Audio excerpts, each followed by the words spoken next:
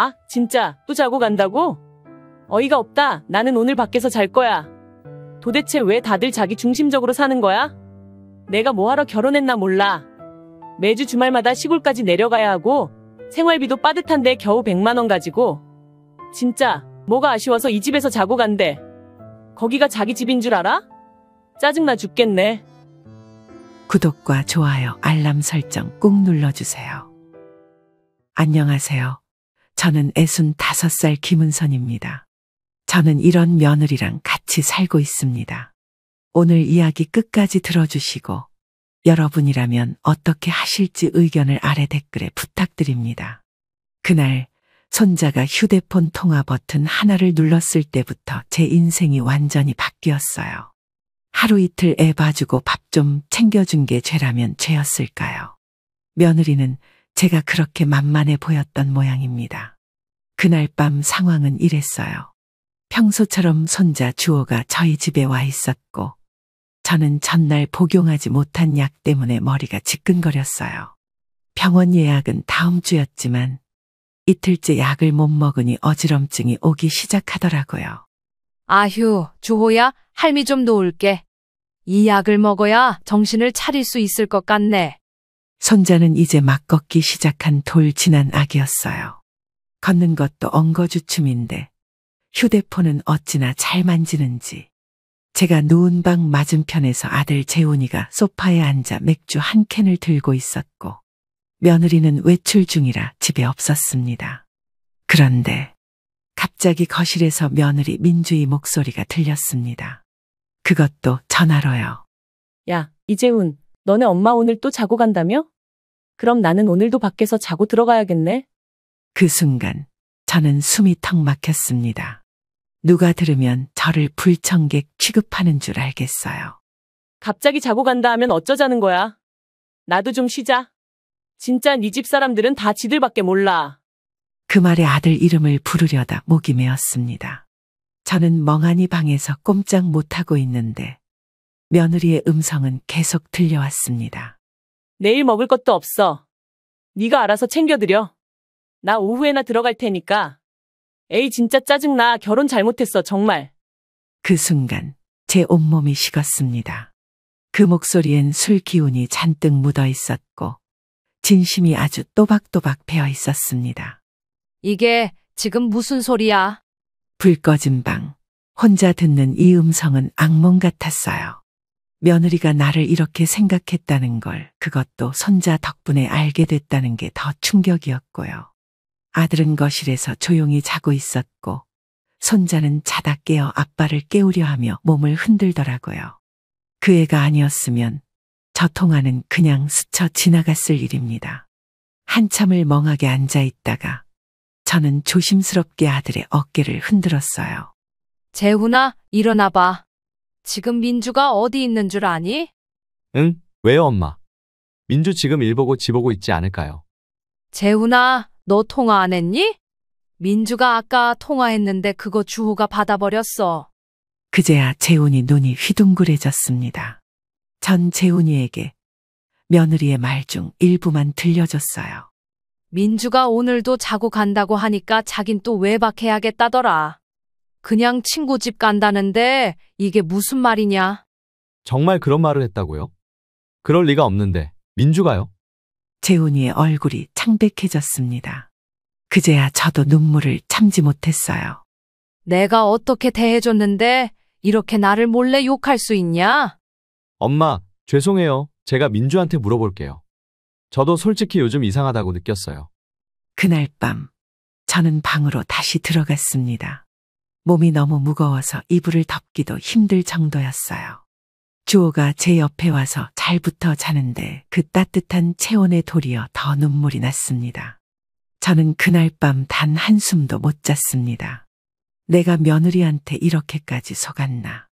이제야 보인 거예요. 웃으며 예의 바르게 말하는 그 뒤에 있던 진짜 속내가. 다음 날 저는 재훈이가 조심스럽게 아침 식사를 준비하는 모습을 보며 묻지 않았습니다. 그 애도 충격이었겠죠. 하지만 아무 말이 없다는 건 그 애도 알고 있었단 뜻일지도 모릅니다.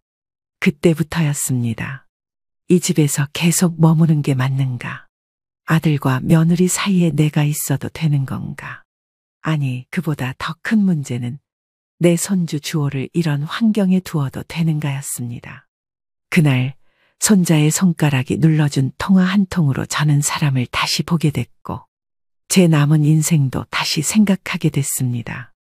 믿었던 가족이 등 돌리는 건 남보다 더 차가운 법이에요.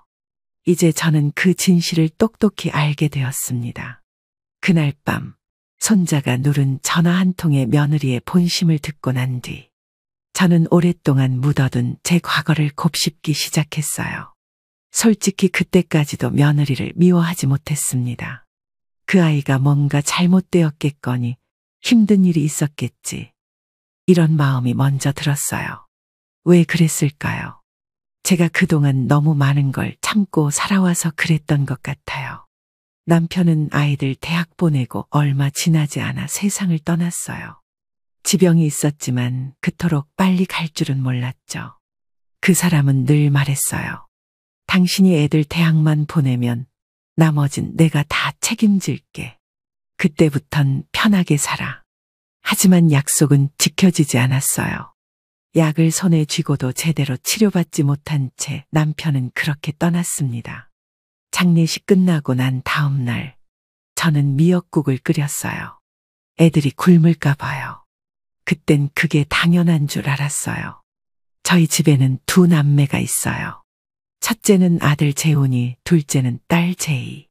아들은 조금 무뚝뚝하지만 속 깊은 아이였고 딸은 조곤조곤한 성격의 책을 손에서 놓지 않는 아이였어요. 딸은 교사가 되었고 아들은 회사원이 되었죠. 그 길은 사실 각자의 선택이었어요. 남편이 떠나고 저는 아이들만 바라봤습니다. 아들 재훈이는 엄마, 나 돈 벌게요 하며 대학 2학년 마치고 바로 취직했어요.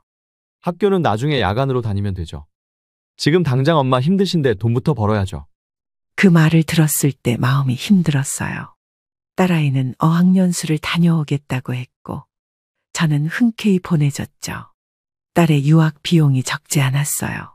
항공료, 학비, 생활비까지 다 합치면 3천만 원이 훌쩍 넘었죠. 그런데도 전 아들에게 미안하더라고요. 딸에게만 투자했구나 하는 죄책감이 생겼습니다. 그래서 월세 자금도 대줬어요. 월세를 지원해주며 조건을 하나 걸었죠. 학교 다시 다녀. 졸업장 가져와야 해. 에이, 엄마, 지금 대학교 나온다고 뭐가 달라지겠어요. 3년이 아까워? 1년만 더 다니면 졸업인데 그걸 왜 포기해? 재훈이는 결국 낮엔 일하고 밤엔 수업 듣는 스케줄로 겨우 졸업장을 받았어요. 그 모습을 보면서도 전 마음 한편이 늘 미안했습니다. 제이에게 해준 만큼은, 아니 그 이상은 재훈이에게 해줘야 한다는 마음이 컸어요. 아들이 결혼한다고 했을 때 솔직히 조금 섭섭했어요. 이제야 저 아이도 좀 편히 살겠구나 싶었는데 새로운 가정을 꾸린다니. 그런데 막상 며느리 민주의 얼굴을 보고 나니 참 착하고 단정하게 생긴 아이라 좋았어요. 서울이 고향이라더군요. 말도 조리 있게 하고 예의도 바르더라고요. 처음 인사 왔을 때의 대화가 아직도 생각나요. 어머님, 제가 많이 부족하지만 재훈 씨랑 잘 살겠습니다. 저희 잘 부탁드려요. 그 말을 들었을 땐 고개를 끄덕이며도 눈물이 핑 돌았어요. 이 아이는 재훈이를 잘 챙기겠구나 했죠. 결혼을 하자마자 저는 아들에게 작은 아파트 한 채를 해줬습니다. 전세 자금에 보태라며 준 돈이었지만 거의 1억 가까운 목돈이었어요. 가전제품, 가구까지도 제가 모두 마련해줬고요. 엄마, 이렇게까지 안 해주셔도 되는데. 이렇게라도 해야 내 마음이 놓이지. 네가 고생한 만큼 나는 해주고 싶어. 딸에게도 비슷한 시기에 시집을 보냈습니다. 그래서 양쪽 다 형평성 있게 챙긴다 생각했어요.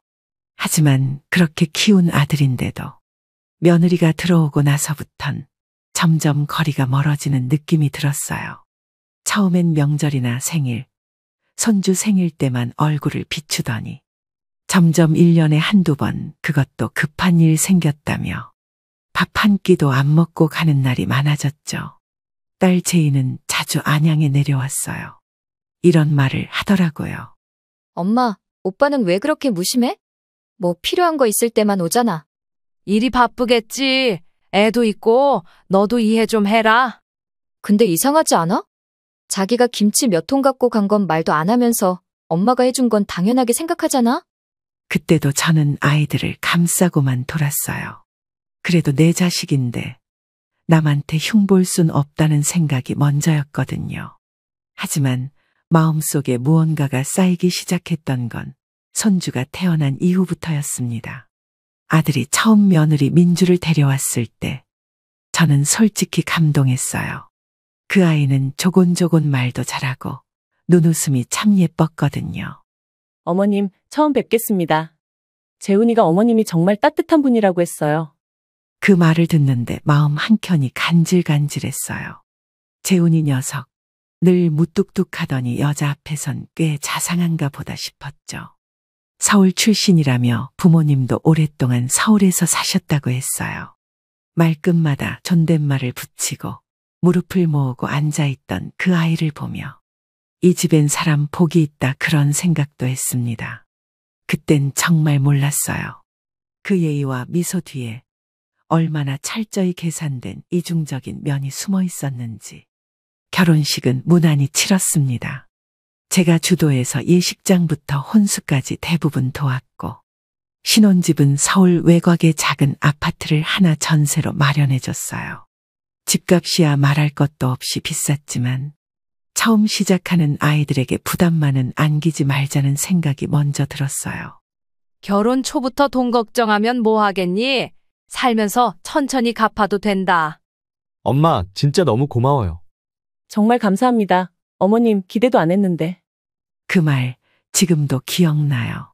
그땐 정말 진심인 줄 알았어요. 가전제품도 제가 직접 알아보고 설치까지 마쳤어요.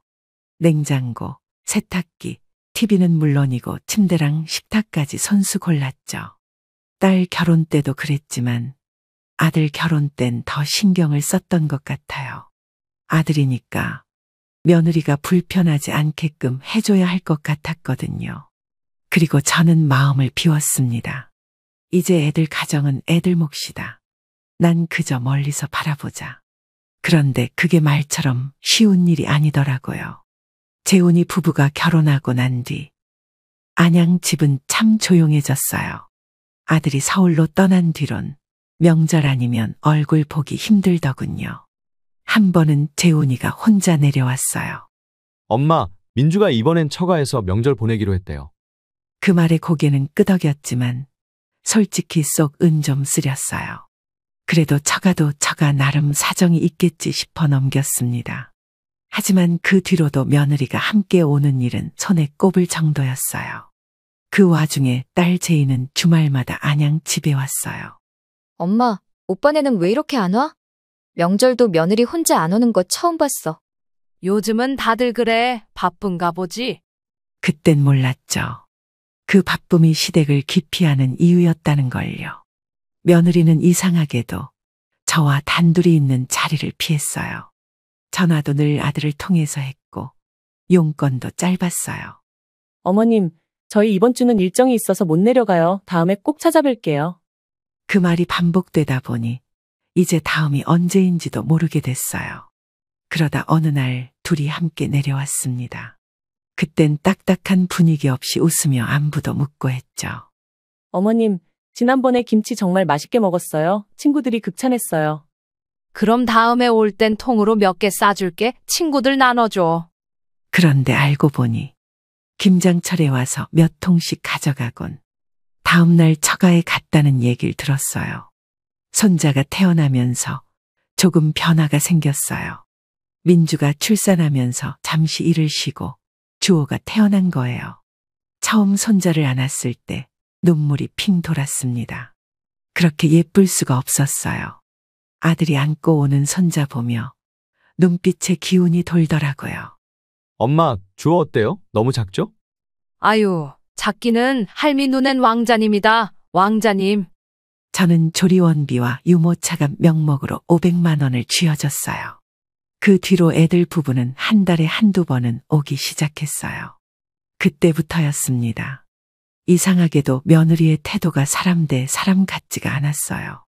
아이 데리고 오는 날엔 상냥한 얼굴이지만 밥 먹고 설거지는 한 번도 안 했어요. 인사만 건넨 후 방으로 들어가 휴대폰만 붙잡고 있더라고요. 어머님, 주호가 낮잠 잘 때 저도 좀 누울게요. 밤새 많이 깨서요. 그 말엔 이해했어요. 그런데 문제는 그런 날이 계속 반복됐단 거예요. 점점 며느리는 저희 집을 돌봄센터로 여기는 것 같았어요. 어느 날은 이런 말까지 들었습니다. 아휴, 어머님 댁은 진짜 조용해서 너무 좋아요. 애 키우기 딱이에요. 그 말이 왜 그렇게 신경 쓰였는지 그때부터 제 마음에도 금이 가기 시작했습니다. 민주가 진심으로 고마워하는 사람이 아니라는 걸 그제야 서서히 느끼기 시작했어요. 하지만 그때까진 몰랐어요. 그 아이가 내 뒤통수를 아주 제대로 칠 줄은요. 아이 낳고 쉬던 민주가 다시 복직한다며 찾아온 날이었습니다. 그날도 평범한 날이었고 저는 여느 때처럼 혼자 반찬을 만들고 있었습니다. 그런데 재훈이가 조심스레 말을 꺼냈습니다. 엄마, 민주가 다음 주부터 복직해요. 그런데 주호가 아직 너무 어려서 어린이집에도 못 가고 있거든요.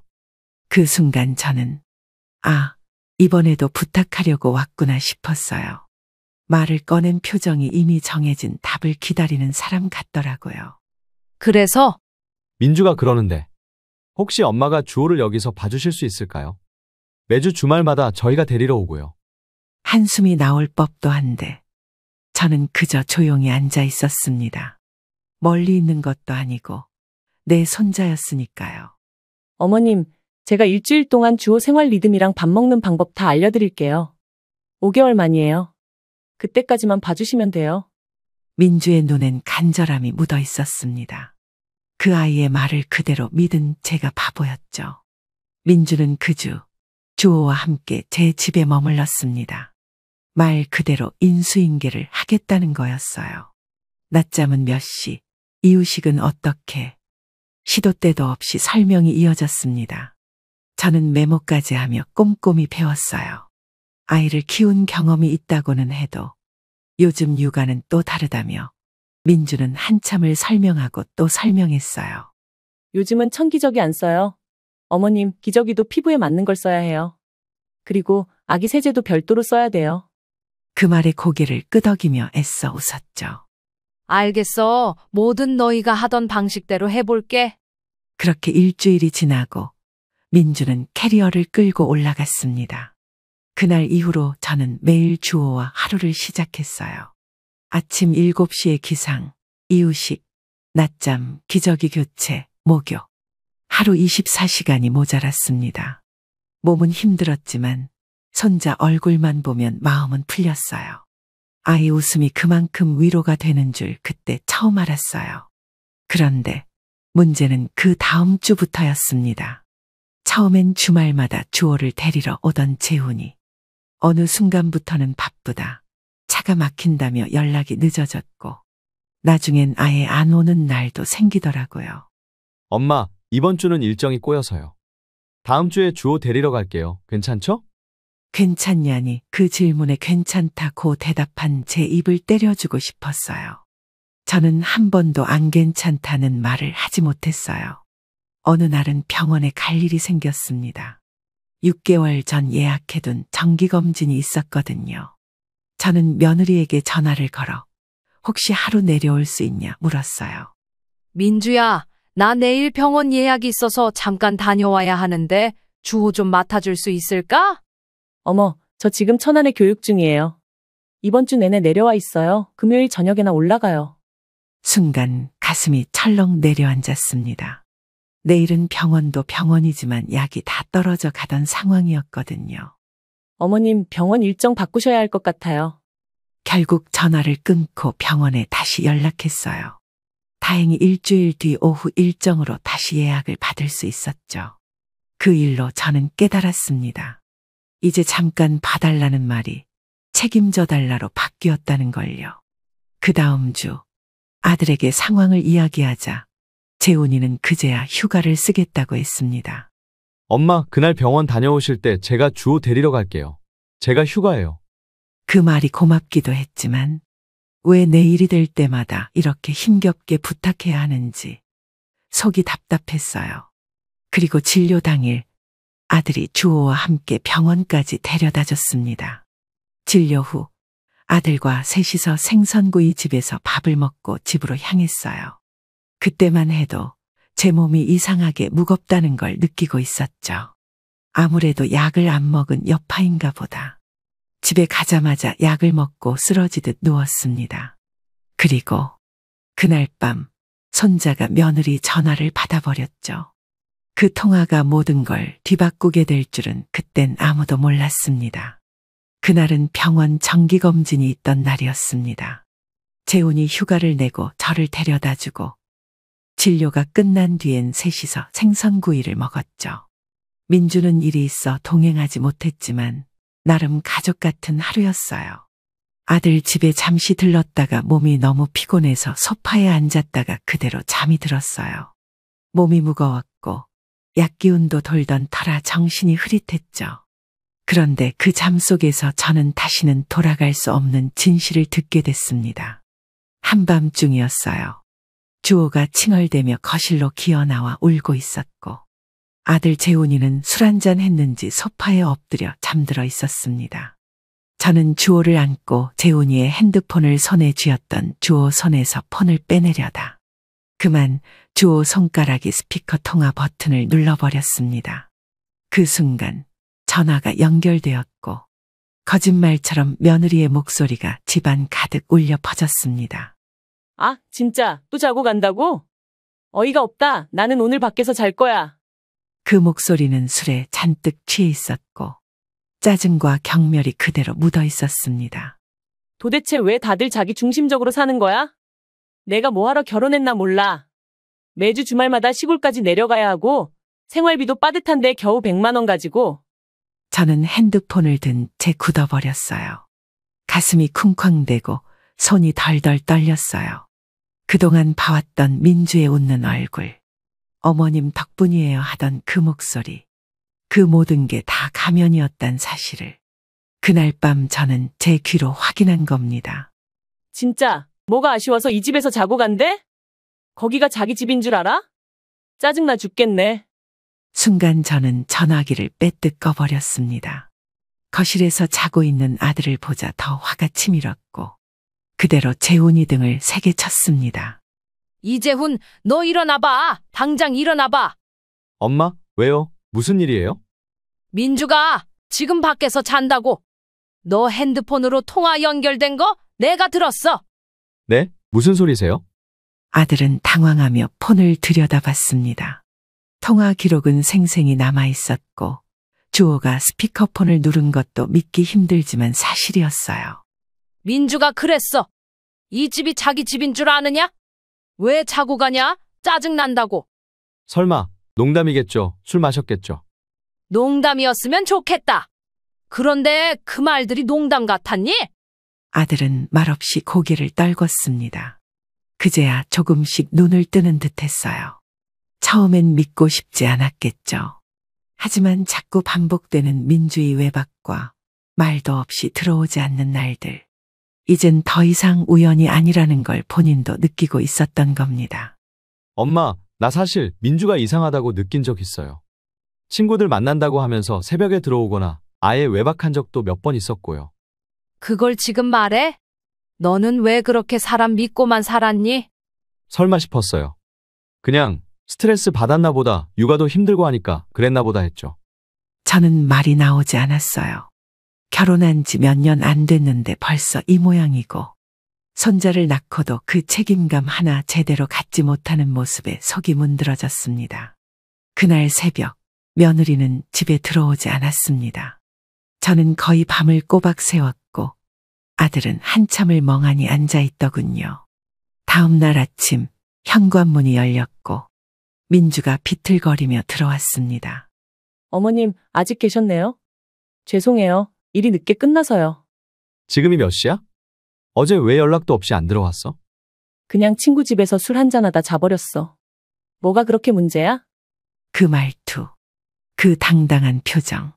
이 집에서 고작 손자 돌봐주는 시어머니 앞에서 미안함 하나 없는 그 태도에 저는 치가 떨렸습니다. 내가 널 어떻게 대해줬는데? 넌 날 이런 식으로 대하니? 어머님, 제가 무슨 큰 잘못을 했다고 그러세요? 다들 자기 삶 사는 거죠. 민주야, 너 어제 통화한 거 엄마가 다 들었어.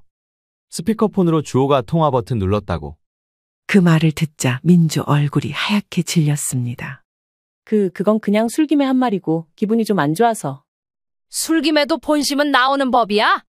너 어제 했던 말 나는 평생 못 잊을 거다. 민주야, 진짜야? 너 이 집에서 자고 간다니까 짜증 났다고 말한 게 진심이야? 민주는 아무 말도 하지 못했고 그 자리에서 고개만 떨구고 방으로 들어가 버렸습니다. 그날 이후 저는 그 집의 마음이 더 이상 없었습니다. 사람이 사람이기를 포기한 태도, 말 한마디면 무너지는 진심. 그걸 저는 너무 늦게야 알아버렸습니다. 하지만 이제라도 알았으니 뒤늦게라도 정리할 수 있겠죠. 이제 이 집에선 누구도 저를 함부로 대해선 안 된다는 걸 보여줄 차례였어요. 그날 이후 저는 며느리 민주를 제대로 쳐다볼 수가 없었어요. 며느리 입에서는 한마디 사과도 없었고 오히려 저를 향해 냉랭한 눈빛을 보내더군요. 그런데 이상하죠. 미안하단 말도 변명도 아무 말도 안 하니까 도리어 더 무서웠어요. 그 아이의 속을 전 정말 하나도 모르겠더라고요. 며칠이 지났어요. 재훈이는 그날 이후 말수가 줄었어요. 집에 오면 말없이 주호를 안고 있다가 조용히 잠자리에 들더라고요. 재훈아, 민주랑 요즘 대화 좀 해봤어? 아니요. 말을 꺼내면 싸울 것 같아서요. 그래도 그렇게 지내다간 더 틀어질 거야. 엄마, 솔직히 말해요. 민주가 혹시 바람 피우고 있는 것 같아요? 그 질문에 대답하지 못했어요. 어떻게 제가 먼저 그런 말을 꺼내겠어요. 하지만 통화 내용은 명백했어요. 그날 통화 내용 기억나지? 외박을 아무렇지 않게 말하는 그 말투, 그 뉘앙스. 엄마는 그게 너무 이상했어. 저도 이상했어요. 그래서 사실 저 며칠 전부터 민주 뒤를 좀 밟아봤어요. 그 말을 듣고 순간 심장이 쿵 내려앉았어요. 저희 재훈이가 그렇게까지 마음먹고 움직인 적이 없었거든요. 며칠 전이었답니다. 회사에서 일찍 퇴근하겠다고 하고선 민주가 퇴근하는 시간에 맞춰 사무실 근처에서 기다렸대요. 처음엔 집 방향으로 버스를 타길래 별 생각 없이 뒤따랐는데 도중에 중간 정류장에서 내리더니 어떤 남자의 차를 타고 떠났다는 거예요. 엄마, 그 차가 어디로 가는지 제가 쫓아갔어요. 그 말에 저는 숨을 멈췄어요. 저희 아들이 그런 일을 감당할 수 있는 사람이 아닌데. 식당에 갔어요. 식당에서 밥 먹고 그 다음엔 카페를 가더라고요. 그리고 공원에서 팔짱을 끼고 걷더라고요. 그 장면을 말하는 재훈이의 목소리가 떨리고 있었습니다. 웃고 있었어요. 참 많이 웃더라고요. 내가 결혼하고도 그렇게 웃는 걸 본 적이 없는데. 그 말을 듣고 저는 조용히 눈을 감았습니다. 그래서 어떻게 했니? 사진 찍었어요. 모든 장면 다 찍었어요. 그날 밤 아들은 제 집에 와서 잤습니다. 다음 날까지 아무 말 없이 있다가 이제 결정을 내려야겠다고 했어요. 엄마, 내일 민주한테 얘기할 거예요. 사진도 보여줄 거고요. 그 전에 한 번만 더 물어봐. 혹시라도 오해일 수 있으니까. 오해 아니에요. 엄마, 그 사람이 민주 머리 쓰다듬는 것도 봤어요. 웃으면서 꼭 연인 같았어요. 그 말을 듣는 순간 숨이 턱 막혔어요. 이제는 부정할 수도 눈 감을 수도 없는 현실이었어요. 다음 날 아침 아들은 주호를 저에게 맡기고 다시 서울로 올라갔습니다. 저는 밤새 잠을 못 잤어요. 도대체 왜? 뭘 그렇게 못 참아서 가정을 버리려고 하는 걸까? 모든 걸 갖췄잖아요. 신혼집도 졌고 가전도 졌고 손자까지 내가 봐줬는데 그 모든 걸 당연하게 받아놓고 이렇게까지 할 수 있는 걸까요? 그날 저녁 아들한테 전화가 왔습니다. 엄마 말했어요. 다 보여줬고 물어봤어요. 뭐래니? 인정했어? 말없이 울기만 했어요. 아니라고 말도 못하더라고요. 그 말투, 그 표정이 인정한 거랑 똑같았어요. 그랬구나. 엄마, 오늘은 집에 안 들어갈게요. 저 그냥 다시 안양 가도 될까요? 그 말에 저는 대답 대신 문을 열어놓고 기다렸습니다. 그날 밤, 재훈이는 제 방 옆방에서 조용히 울고 있었습니다. 자식 우는 소리에 마음이 찢어졌지만 저는 그저 담담히 밥상을 차려줬어요. 이럴 땐 잘 먹어야 해. 무너지지 말아야 해. 그 다음 날 아침, 아들은 말했습니다. 이제 이혼하겠어요. 주호는 어떻게 할 거니? 저 혼자 키울 거예요. 민주에겐 더는 기대 안 해요. 그 말을 끝으로 저흰 또 하나의 큰 결정을 내려야 했습니다. 며느리에게 모든 걸 정리하자고 통보했고 이혼을 위한 절차가 시작됐습니다. 민주는 며칠 후 안양까지 찾아왔지만 재훈이는 단호했어요. 아이 보러 오지 마. 위자료, 양육비 다 필요 없으니까 그냥 완전히 끝내자. 그렇게 하나의 가정이 무너졌습니다. 하지만 저는 그게 끝이 아니란 걸 알았어요. 이제야 겨우 진실을 마주했을 뿐 정리해야 할 감정은 아직 너무도 많았어요. 민주와의 이혼을 마치고 온 날, 재훈이는 제 집 안방에서 하루 종일 말이 없었어요. 점심도 저녁도 먹지 않고 멍하니 누워만 있더라고요. 눈을 감고 있어도 자는 게 아니란 걸 저는 알 수 있었습니다. 아이를 키우면서 그 아이가 아픈지 아닌지는 말하지 않아도 느껴졌던 것처럼 지금 이 아들도 똑같이 느껴졌습니다. 그날 밤 저는 조심스레 아들 방문을 열었어요. 재훈아, 자니? 아니요, 아직 안 잤어요. 그 말 한마디에 가슴이 철렁했어요.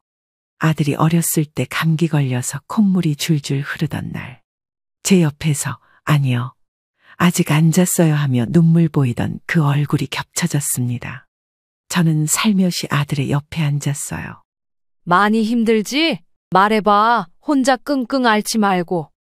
엄마, 저 바보였어요. 진짜 바보였어요. 그 말에 저는 대답도 하지 못하고 고개만 끄덕였습니다. 처음부터 민주가 그런 아이였다는 걸 알았어야 했는데. 그냥 예쁘게 웃고 상냥하게 굴면 그게 다인 줄 알았어요. 사람 속은 다 몰라. 엄마도 그렇게 살면서 배웠어. 엄마, 미안해요. 진짜 미안해요. 엄마한테 상처 줬어요. 그 말에 저는 마음이 무너졌어요. 늘 속으로만 사귀고 참고 살아온 그 말이 아들의 입에서 터져나오자 눈물이 왈칵 쏟아졌습니다. 내가 널 키운 게 얼마나 자랑스러웠는지 너는 모를 거야. 그런데 내가 준 것들이 다 너한테 짐이 됐던 것 같아서 한동안은 내가 너무 밉더라. 아들은 조용히 제 손을 잡았어요. 그 손이 뜨거웠어요. 마치 아버지가 돌아가셨을 때 울음을 꾹꾹 삼키던 그 열기처럼 말이에요. 엄마, 나 다시는 안 속을게요. 다시는 사람 겉모습만 보고 판단하지 않을 거예요. 그리고 주호, 내가 키울게요. 엄마가 봐주는 것도 너무 감사하지만 제가 아빠니까. 그 말을 듣고 저는 처음으로 아들이 아버지가 됐다는 걸 실감했어요. 그래, 이제 너도 아버지니까 네가 잘해줘야지. 그 애가 누구를 보고 사람 되는 줄 아니?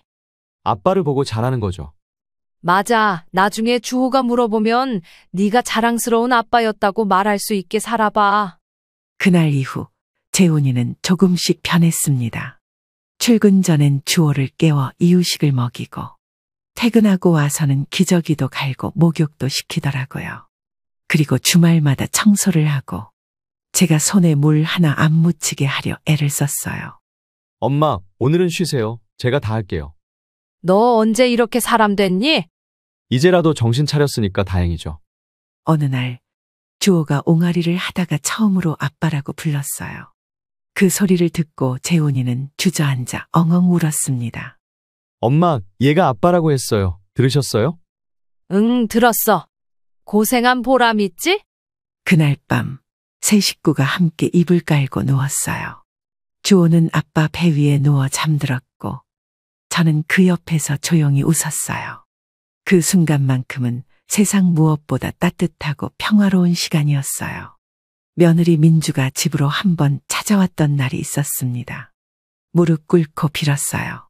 다시 잘해보겠다고, 자기가 미쳤었다고, 주호만이라도 보게 해달라고요.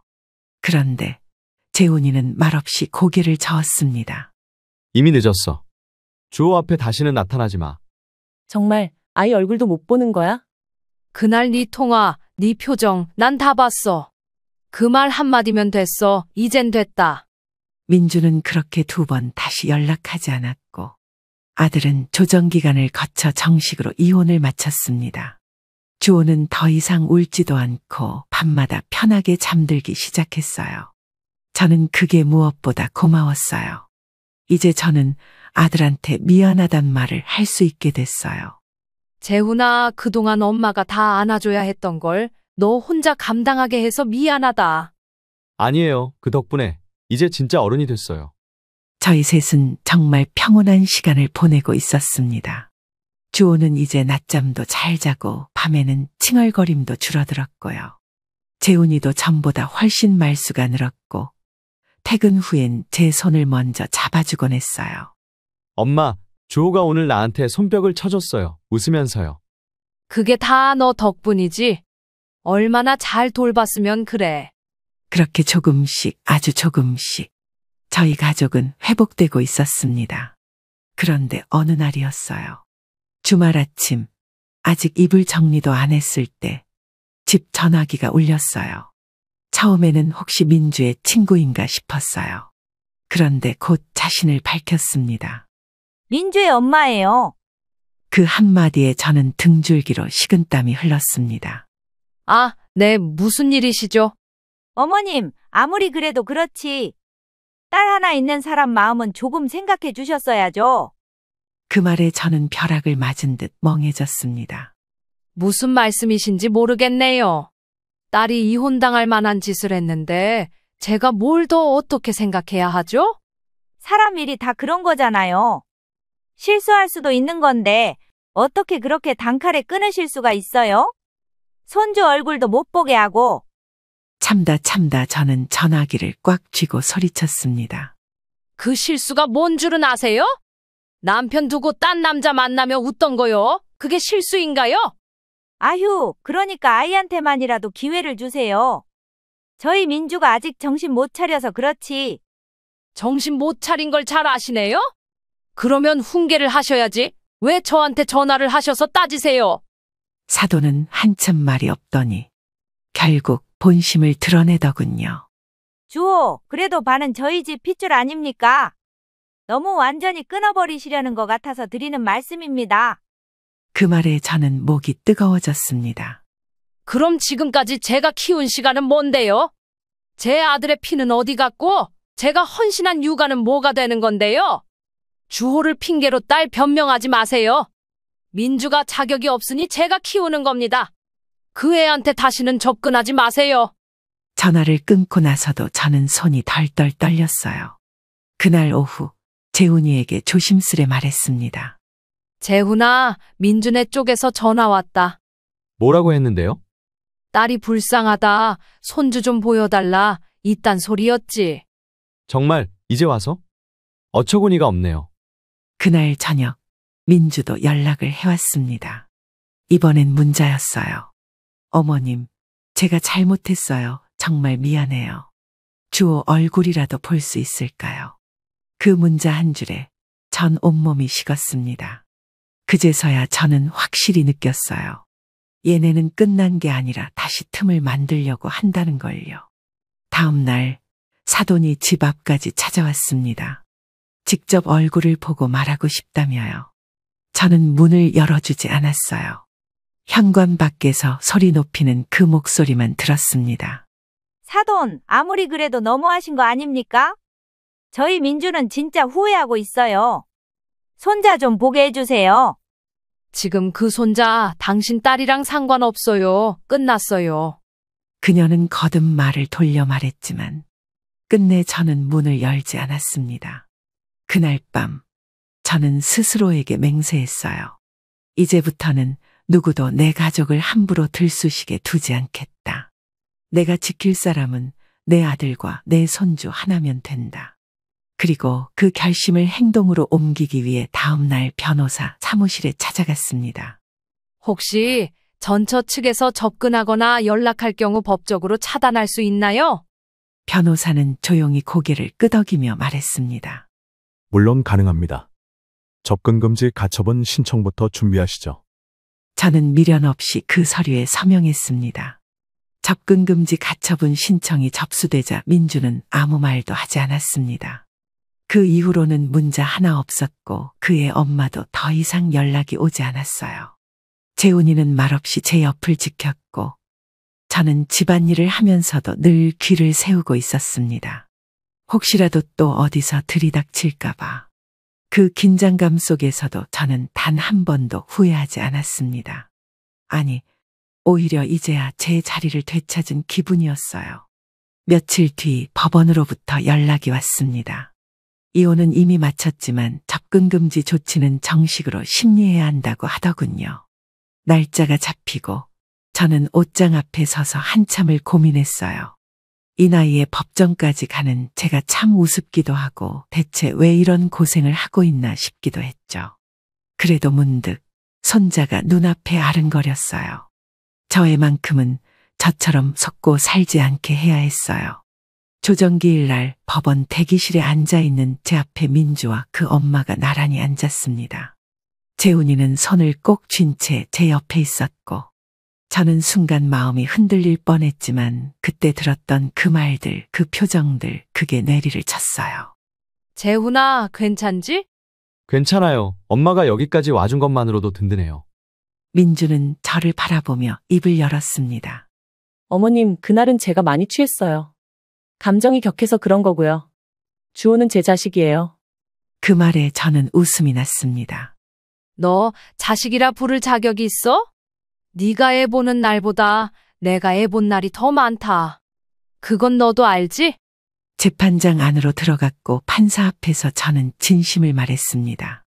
저는 지금 제 손자를 제가 지키고 싶습니다. 그리고 그 어미는 자식에 대한 책임을 지려는 의지도 없습니다. 저는 혼자 키우겠다고 결정했고 친권도 이미 제 명의로 되어 있습니다. 판사는 양측 의견을 들은 후 말했습니다. 명확한 폭행이나 강압은 없지만 아이와 어머니의 심리적 안정에 위해가 된다고 판단됩니다. 가처분 명령 인용하겠습니다. 그 말을 듣고 저는 숨이 턱 막혔어요. 이제 끝났다는 안도감 때문이었죠. 정말로 끝이었습니다. 밖으로 나오자 민주는 눈물을 줄줄 흘리며 말했어요. 주호 얼굴만이라도 보게 해주세요. 제가 잘못했어요. 그 눈물 너 자신한테 미안해서 흘리는 거지.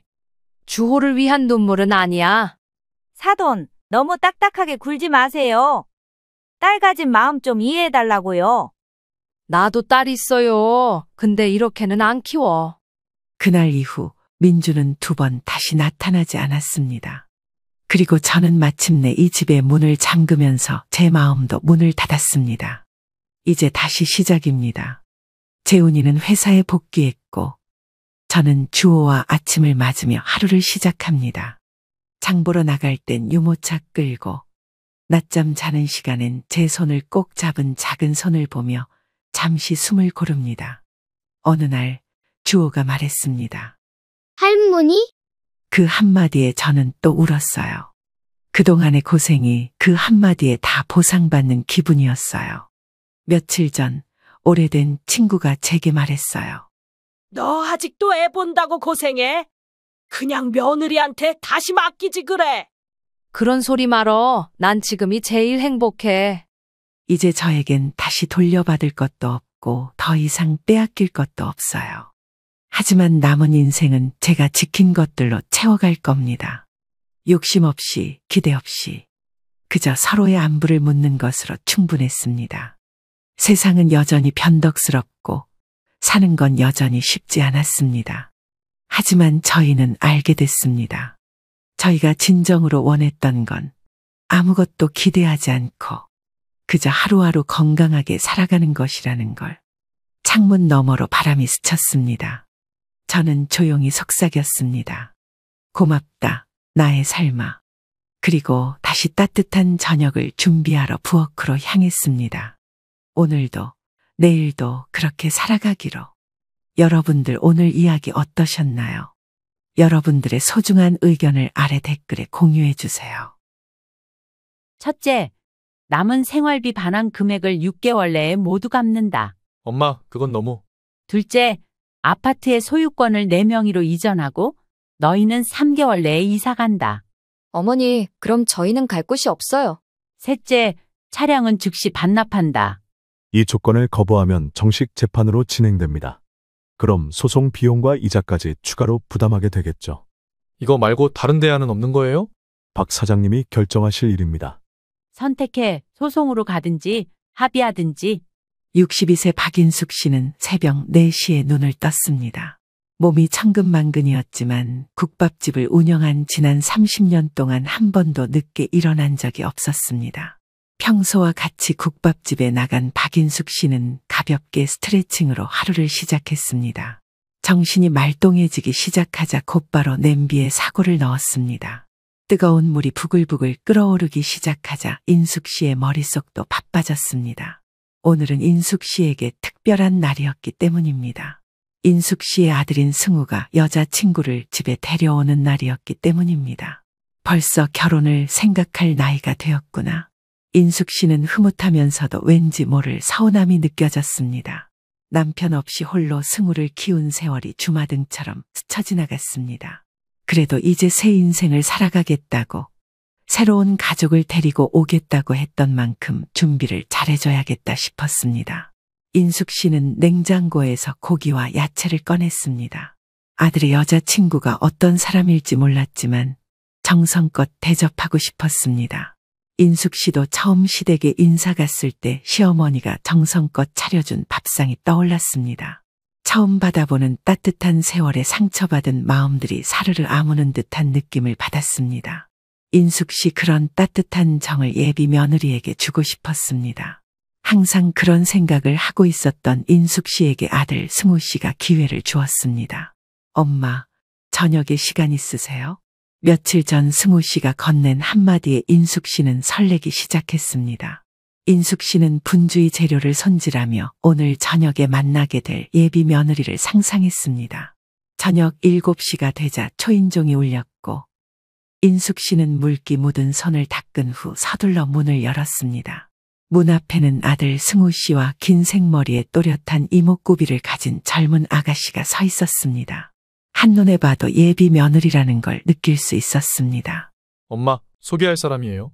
안녕하세요, 어머니. 처음 뵙겠습니다. 저는 윤서연이라고 합니다. 예비 며느리 서연 씨는 예의 바르게 인사했지만 그 표정은 조금 딱딱해 보였습니다. 인숙 씨는 순간 흠칫하기는 했지만 최대한 밝은 미소로 맞이했습니다. 그래, 어서 들어와. 둘 다 배고프지? 저녁 차려놨으니까 어서 앉아. 엄마가 신경 많이 쓰셨네. 고마워요. 감사합니다, 어머니. 식탁 위에는 인숙 씨가 정성껏 준비한 불고기, 잡채, 된장찌개, 그리고 직접 담근 김치가 놓였습니다. 아들 승우 씨는 익숙한 듯 젓가락을 들었고 서연 씨는 조심스럽게 반찬을 집어들었습니다. 어때? 우리 엄마 음식 정말 맛있지? 손맛이 대단하셔.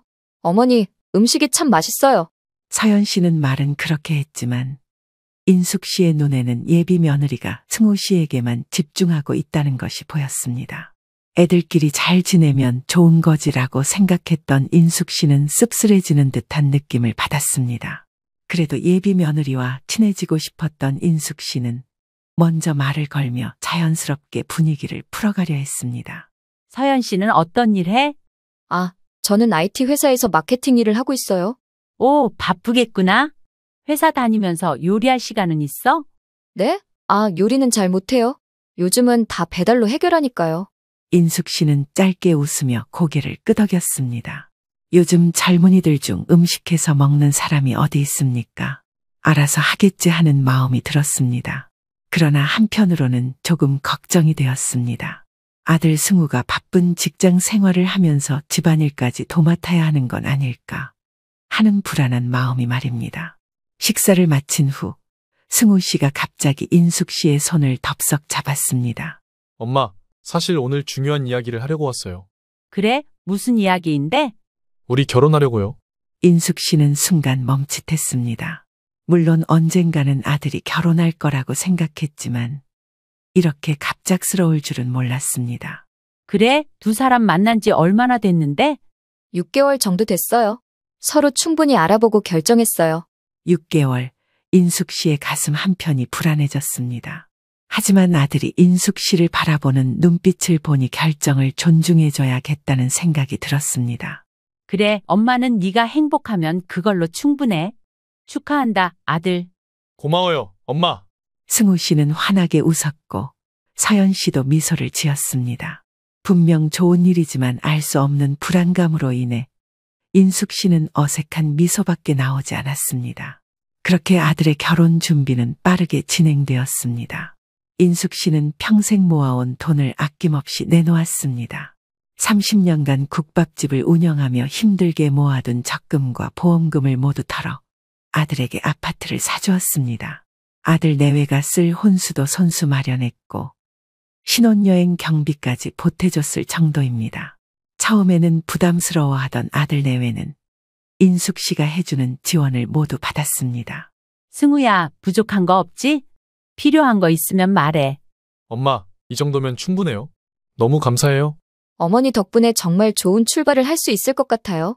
결혼식이 끝난 후에도 박인숙 씨는 여전히 국밥집을 운영하며 바쁜 하루를 보내고 있었습니다. 신혼여행을 다녀온 아들 내외는 처음엔 안부 인사를 많이 했습니다.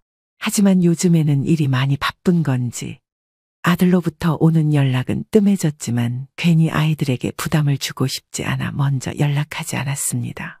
그래도 명절이 다가오는 만큼 곧 아들 내외를 볼 수 있을 거라는 생각에 설레기만 했습니다. 그렇게 아들 승우 씨가 결혼한 후 처음 맞이하는 명절이 다가왔습니다. 인숙 씨는 예년처럼 아들의 집에서 함께 명절을 보내리라 기대하며 하루 전부터 명절 음식을 준비했습니다. 새벽부터 정성껏 갈비찜을 하고 전을 부치며 콩나물국까지 끓였습니다. 평생 명절마다 해왔던 일이었고 이번에도 달라질 게 없을 거라 생각했습니다. 인숙 씨는 아들에게 전화를 걸었습니다. 승우야, 내일 몇 시쯤 올 거니? 네가 좋아하는 갈비찜 해놨다. 엄마, 그게 우리 먼저 서연이네 집에 들렀다가 갈게요. 늦어도 점심때쯤 갈 수 있을 것 같아요.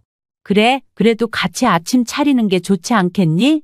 엄마, 서연이 부모님도 기다리시잖아요. 나중에 볼 수 있는 거잖아요. 인숙 씨는 순간적으로 서운한 감정을 느꼈지만 아들의 입장을 이해하려 애썼습니다. 알겠다. 그럼 점심 준비해놓고 있을게. 네, 엄마, 너무 신경 쓰지 마세요. 다음 날 인숙 씨는 아들 부부가 오기만을 기다렸지만 시간이 지나도 오지 않았습니다. 점심때가 지나고 오후가 되었는데도 연락이 없었기에 인숙 씨는 참다 못해 다시 전화를 걸었습니다. 승우야, 언제쯤 오니? 아, 엄마, 미안해요. 여기서 생각보다 늦어졌어요. 아마 1시간 뒤쯤 도착할 것 같아요. 결국 아들 부부가 도착한 건 오후 4시가 넘은 시각이었습니다. 왔니? 배고프지? 얼른 앉아. 전 다 식겠다. 그러나 서연 씨는 피곤하다는 듯 한숨을 쉬었습니다. 어머니, 다음부터는 음식 너무 많이 하지 마세요. 저희 많이 못 먹어요. 그래도 명절인데 조금씩이라도 먹어야지. 아침에도 많이 먹고 와서 그래요. 인숙 씨는 괜히 무안해져서 수저를 들었습니다. 아들 부부는 간신히 한두 숟갈을 뜨더니 서둘러 자리에서 일어났습니다. 엄마, 우리 이제 가볼게요. 저녁 약속이 있어서. 벌써? 네, 친구들이랑 만나기로 해서요. 엄마, 다음에 오래 있을게요. 이해해줘요. 그렇게 아들 부부는 서둘러 떠났고 인숙 씨는 텅 빈 식탁을 바라보며 깊은 한숨을 쉬었습니다. 그날 밤 인숙 씨는 외로움에 잠을 이루지 못했습니다. 평생을 바쳐 키운 아들, 자신의 모든 것을 내어주었는데 왜 점점 멀어지는 것 같을까? 인숙 씨는 자신에게 되물었습니다. 내가 뭘 잘못한 걸까? 그냥 아들 내외가 보고 싶었을 뿐이었는데 이렇게 일이 진행될 줄은 꿈에도 몰랐습니다. 하지만 이게 모든 일의 시작이라는 걸 몰랐습니다. 아들 내외에게 인숙 씨의 희생은 당연한 것이 되어버렸다는 것을 말이죠. 인숙 씨가 아들 부부를 위해 해준 모든 것이 언젠가는 인숙 씨를 올가매는 족쇄가 될 것이라는 것을 말입니다. 인숙 씨는 그 사실을 깨닫지 못한 채 또다시 아들 부부의 행복을 위해 무엇을 더 해줄 수 있을지 고민하며 밤을 보냈습니다. 며칠 후 인숙 씨는 아들과 며느리의 신혼집에 방문했습니다. 결혼 후 처음 가는 것이었던 만큼 깜짝 선물을 하고 싶어 과일 바구니와 직접 만든 장아찌를 들고 갔습니다. 현관문 앞에서 서서 초인종을 누르자 며느리가 누구세요 하고 묻는 목소리가 들렸습니다. 얼마 지나지 않아 문이 열리자 서연 씨는 예상치 못한 손님을 맞이한 듯 당황한 표정을 지었습니다. 어머니, 연락도 없이 오시면 어떡해요? 미리 알리면 준비하느라 번거로울까봐 그냥 깜짝 방문하려고 했지. 다음부터는 미리 연락 주시는 게 좋을 것 같아요. 며느리 말에서 미묘한 불편함이 묻어났습니다. 인숙 씨는 갑자기 찾아온 건 맞지만 차갑게 대하는 며느리의 반응의 순간 서운함을 느꼈습니다. 그래도 애써 웃으며 과일 바구니를 건넸습니다. 이건 너희 먹으라고 가져왔어. 직접 담근 장아찌도 있고. 아, 감사합니다. 그런데 어머니, 저희 집은 냉장고가 작아서 너무 많이 가져오시면 곤란해요. 인숙 씨는 괜히 민망해 어색한 미소를 지었습니다. 인숙 씨는 신발장으로 들어가려 했지만 며느리 서연 씨가 어색하게 웃으며 가만히 막아섰습니다. 어머니, 저희 오늘 일정이 있어서요. 죄송하지만 오래 못 계실 것 같아요. 그 말에 안으로 들어가려던 인숙 씨의 발걸음이 멈추었습니다. 그래? 그럼 금방 갈게. 죄송하지만 힘들 것 같아요. 다음에 연락 주고 오시면 그때 집 안내해드릴게요. 인숙 씨는 현관 문턱을 넘어보지도 못한 채 다시 돌아서야 했습니다. 시간이 흐르면서 아들 부부의 방문 횟수는 점점 줄어들었습니다. 심지어 한 달에 한두 번 하던 연락마저도 인숙 씨가 먼저 연락하지 않으면 먼저 전화 오는 일도 거의 없었습니다. 그러던 어느 날 승우 씨가 오랜만에 인숙 씨에게 전화를 걸었습니다. 엄마, 좋은 소식 있어요. 그래? 무슨 소식인데? 서연이가 임신했어요. 엄마, 이제 할머니 되시는 거예요. 그 말을 듣는 순간 인숙 씨는 놀라움과 기쁨이 뒤섞인 감정을 느꼈습니다. 정말이야? 아이고, 축하한다. 서연이는 괜찮니? 네, 입덧이 좀 있긴 한데 견딜만해요. 그래도 몸조리 잘해야 한다. 혹시 필요한 거 있으면 말해. 사실 엄마한테 부탁드릴 게 있어요. 무슨 부탁? 그러자 옆에 있던 며느리 서연 씨가 전화를 받더니 인숙 씨에게 말했습니다. 저희 출산 후에 어머니가 아이 좀 봐주실 수 있을까요? 저는 출산 후에도 빨리 복직해야 해서요. 인숙 씨는 아이를 봐달라는 말에 당황했습니다. 그게 내가 국밥집을 운영하고 있어서 시간이 될까 모르겠다. 엄마, 다른 할머니들도 다 손주 봐주잖아요. 엄마도 이제 나이 있으니까 가게 조금 줄이고 손주 봐주시는 게 좋지 않겠어요? 솔직히 그 연세에 밖에서 일하는 거 보기 안 좋아요. 집에서 용돈 받으면서 애 봐주는 게 편하지 않을까요? 인숙 씨는 가슴이 답답해지는 느낌을 받았습니다. 머뭇거리고 있으니 며느리 서연 씨가 인숙 씨에게 다시 한번 말했습니다. 어머니가 해주시면 저희도 한결 안심이 될 것 같아요. 인숙 씨는 며느리의 부탁을 거절하고 싶었지만 간절해 보이는 모습에 속으로 고민했습니다. 가게를 포기하고 손주를 키우는 게 맞는 걸까? 하지만 인숙 씨가 생각을 정리하기도 전에 아들 부부는 너무나 당연하다는 듯이 해줄 거죠 하고 되물었습니다. 그 순간 인숙 씨는 아들 부부에게서 어떤 미묘한 변화를 감지했습니다. 그들이 자신을 가족으로 여기는 것이 아니라 손주를 봐주는 도움이 필요한 사람으로 보고 있다는 사실을 말입니다. 인숙 씨는 아직 그것이 무엇을 의미하는지 완전히 깨닫지는 못했지만 가슴 한쪽에서 서늘한 기분이 들었습니다. 물론 인숙 씨는 아직도 아들을 위해 무엇이든 해줄 수 있다고 생각했지만 과연 그것이 옳은 선택일까 하는 의문이 들기 시작했습니다. 박인숙 씨는 어느새 손주 돌봄이 일상이 되어 있었습니다. 처음 손주가 태어났을 때 아들을 쏙 빼닮은 손주 얼굴에 참으로 행복했습니다. 아직 부모의 손길이 필요했던 만큼 처음에는 잠깐씩 봐주는 정도였지만 며느리 서연 씨가 직장에 복귀한 뒤부터는 거의 하루의 반을 아들 집에서 보내고 있었습니다. 인숙 씨는 새벽부터 국밥집에서 일하고 오후가 되면 아들 집으로 향했습니다. 바쁜 며느리를 대신해서 손주를 돌보며 이유식을 만들고 틈틈이 집안일까지 해주었습니다. 그런데 이런 행동들이 익숙해져 버렸는지 어느 순간부터 며느리의 태도가 변하기 시작했습니다. 처음에는 감사하다는 말을 하던 며느리가 이제는 당연한 듯 요구를 하기 시작한 겁니다. 어머니, 오늘은 애기 옷 빨래도 좀 해주시면 좋겠어요. 저녁 늦게 들어오면 시간이 없어서요. 알겠다. 손빨래 해야 하는 거 있으면 따로 둬라. 그냥 세탁기에 돌리면 안 돼요. 손빨래로 해야 하는 게 많아요. 처음엔 아무렇지 않게 받아들였지만 점점 서연 씨의 요구는 늘어났습니다. 어머니, 청소도 좀 해주시면 좋겠어요. 집이 지저분하면 애기한테 안 좋잖아요. 어머니, 저녁도 해두시면 안 될까요? 퇴근하고 오면 너무 피곤해서요. 인숙 씨는 자신이 손주를 돌봐주는 것이 아니라 마치 아들 집안일까지 전부 떠맡게 된 기분이 들었습니다. 인숙 씨는 며느리에게 몇 번이고 말하고 싶었습니다. 나는 너희 가정부가 아니다. 하지만 아들 승우 씨를 생각하면 차마 말이 나오지 않았습니다. 그렇게 하루하루가 지나고 있었습니다. 그러던 어느 날 인숙 씨는 손주를 데리고 이리저리 다니던 날이었습니다. 인숙 씨는 유모차에 탄 손주를 보며 한숨을 쉬었습니다. 손주는 너무나 사랑스럽지만 하루하루가 너무 힘들었습니다. 그날따라 몸이 유난히 무겁게 느껴졌기에 인숙 씨는 허리를 펴며 며느리에게 말했습니다. 서연아, 나도 요즘 몸이 많이 피곤해서 그러는데 다른 방법을 생각해보면 어떻겠니? 다른 방법이라뇨? 휴대폰을 보고 있던 며느리가 눈살을 찌푸리며 되물었습니다. 이제 슬슬 어린이집을 알아보는 게 어떨까 싶어서. 내가 봐주는 건 좋지만 매일 이렇게 오가다 보니 가게도 계속 신경 쓰이고 말이야. 인숙 씨의 말에 며느리의 표정이 딱딱하게 굳어졌습니다.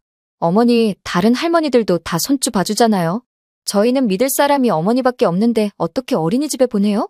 나도 도울 수는 있는데 요즘 몸이 많이 힘들어.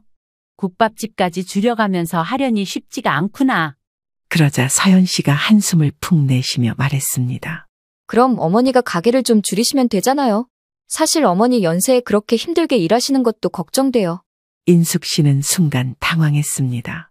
그건 내 일이야. 서연아, 30년 넘게 해온 내 가게고 내 생활이야. 그냥 쉽게 줄일 수 있는 게 아니란다. 어머니, 솔직히 이제 가게 그만두고 쉬셔야 하는 거 아니에요? 인숙 씨의 손이 떨렸습니다.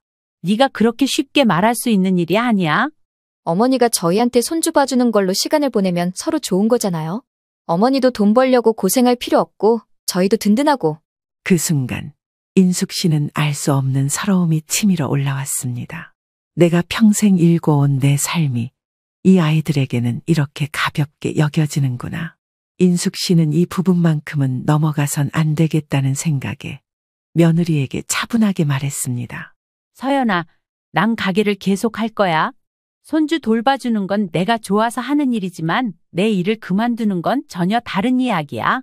그러자 서연 씨의 얼굴이 점점 굳어갔습니다. 어머니가 그렇게 나오시면 저희도 방법을 생각해 봐야겠네요. 그 말이 뭔가 이상하게 들렸습니다. 인숙 씨는 아무 말 없이 자리에서 일어났습니다. 그날 저녁 아들 승우 씨가 인숙 씨에게 전화를 걸어왔습니다. 엄마, 오늘 서연이랑 무슨 이야기 하셨어요? 그냥 내가 요즘 몸이 힘들다고 했지. 엄마, 서연이 속상해하잖아요. 엄마가 갑자기 그렇게 말씀하시면 어떡해요? 갑자기가 아니야. 승우야, 너희 결혼하고 나서부터 계속 이랬어. 승우 씨는 한숨을 쉬었습니다. 그리고는 마치 인숙 씨를 타이르는 듯한 어조로 말했습니다. 엄마, 솔직히 말하면 서연이랑 나도 엄마가 좀 더 도와주셨으면 좋겠어요. 엄마도 나 키우느라 고생하셨잖아요. 근데 이제 와서 힘들다고 하시면 곤란해요. 그 말에 인숙 씨는 순간 말을 잃었습니다. 이제 와서 내가 평생을 희생한 게 이제 와서 힘들다고 말할 수 없는 일이란 말인가. 승우야, 엄마도 이제 힘들어. 그리고 엄마가 너희한테 해준 게 얼만데 이렇게 말하면 서운하지 않겠니? 엄마, 부모가 자식 도와주는 거 당연한 거 아니에요? 그 순간 며느리가 불쑥 전화를 받더니 톡 쏘듯이 말했습니다. 어머니, 저희가 너무 부탁드리는 것 같다면 그냥 안 오셔도 돼요. 서연아, 그게 무슨 말이야? 결혼하면 남이잖아요. 저희끼리 알아서 할게요. 순간 인숙 씨의 머릿속이 멍해졌습니다. 결혼하면 남이라고? 평생을 바쳐 키운 아들에게 정성을 다해 도운 며느리에게 돌아온 말이 이것뿐이었습니다. 전화기를 잡고 있는 손에서 힘이 빠지는 느낌을 받았습니다. 인숙 씨는 전화가 끊긴 후 들리는 신호음을 들으며 휴대폰을 내려놓았습니다. 인숙 씨의 마음속에서 무언가가 무너져 내리고 있었습니다. 그날 밤 인숙 씨는 처음으로 국밥집을 팔아야 할지 고민했습니다. 나는 대체 무엇을 위해 살아왔던 걸까? 인숙 씨는 세상이 무너지는 듯한 느낌을 받았습니다. 박인숙 씨는 그날 이후로 마음속에서 무언가가 변하고 있음을 느꼈습니다. 결혼하면 남이라. 그 말이 머릿속을 떠나지 않았습니다. 평생을 바쳐 키운 아들이 자신이 해준 모든 것을 당연하게 여기던 며느리가 인숙 씨에게 던진 단 한마디였으니 말입니다. 아침에 눈을 떴을 때도, 국밥집에서 손님을 맞을 때도, 밤에 잠자리에 들 때도 그 말이 귓가를 맴돌았습니다. 그렇다면 나도 남처럼 행동해야 하지 않을까? 그동안 너무 많은 것을 내어줬는데 돌아오는 게 이것뿐이라는 사실이 슬펐습니다. 국밥집에서 번 돈을 모아 아들에게 아파트를 사주었고 혼수까지 마련해줬습니다. 신혼집을 채울 가구며 가전제품까지 손수 골랐고 생활비까지 꾸준히 보태주었습니다. 그뿐인가? 며느리가 출산 후 복직하겠다며 아이를 맡겼을 때 인숙 씨는 자신의 생활을 희생하면서까지 손주를 돌봤습니다. 그런데 돌아온 건 단 한마디였습니다. 결혼하면 남이잖아요. 그 말이 인숙 씨의 마음을 완전히 바꿔놓았습니다. 며칠 동안 인숙 씨는 깊이 고민했습니다. 이대로 참고만 있어야 할까? 아들에게 해준 모든 것을 그냥 넘겨줘야 할까? 손에 쥐고 있는 것이 하나도 없는 삶이 과연 옳은 걸까? 인숙 씨는 오래전부터 알고 지내던 변호사 정성민 씨에게 전화를 걸었습니다. 박 사장님, 웬일이세요? 요즘 연락이 없으셔서 궁금했는데. 성민 씨, 나 좀 도와줄 수 있을까? 도움이야 당연히 드려야죠. 무슨 일이세요? 내가 아들한테 해준 재산을 되찾고 싶어? 정성민 씨는 잠시 침묵했습니다. 아들 사랑을 알고 있었던 만큼 인숙 씨의 말에 말문이 막힌 것 같았습니다.